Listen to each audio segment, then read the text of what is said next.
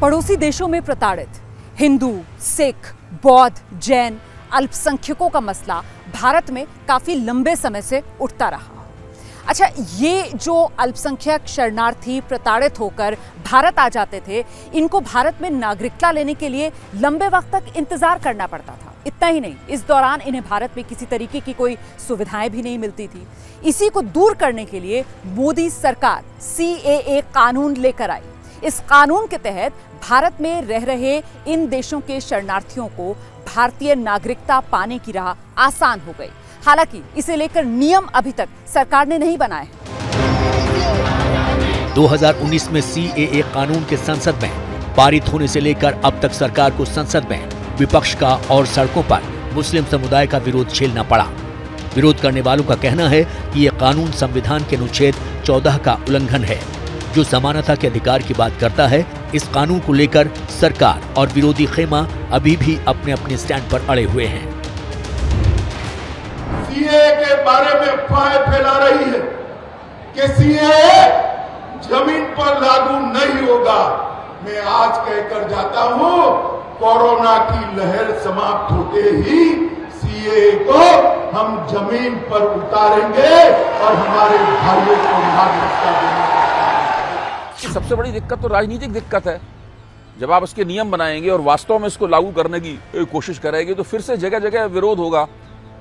इसका विरोध केवल दिल्ली में और शाहीन बाग में या केवल मुसलमानों द्वारा तो न किया गया था। इसका विरोध तो जहां भारतीय जनता पार्टी की सरकार थी, असम में भी इसका विरोध हो रहा था।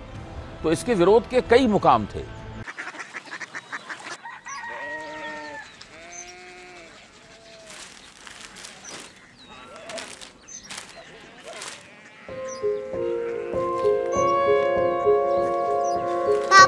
बाबा Korea city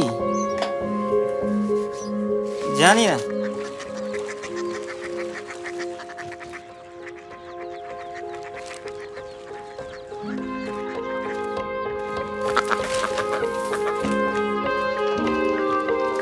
Korea city?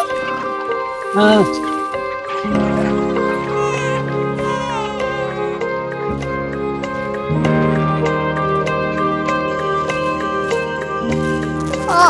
Korea city कहाँ पे है? शहर अंग्रेजी लगे हैं।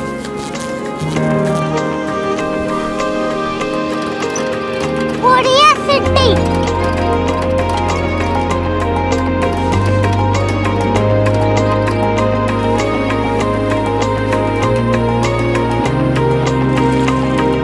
वो बहुत दूर है।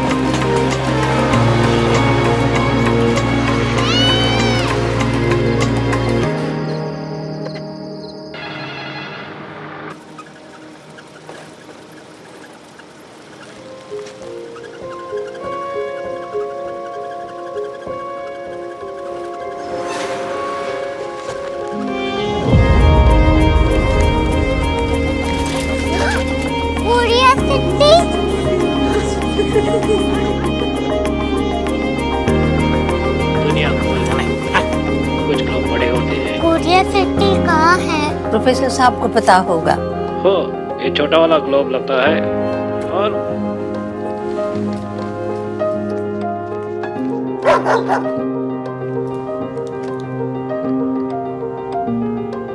पता नहीं, मेरी बेटी से जाके मिल लो, शायद उसे मालूम हो।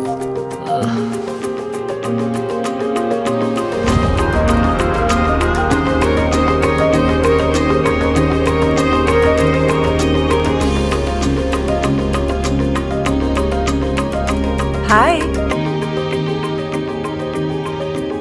बाबा ने भेजा है।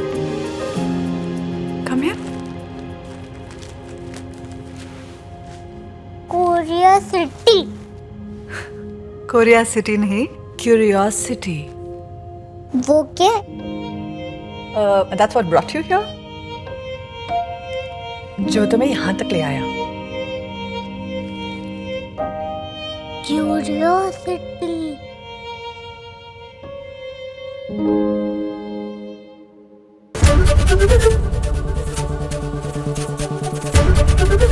ABP न्यूज आपको रखे आगे।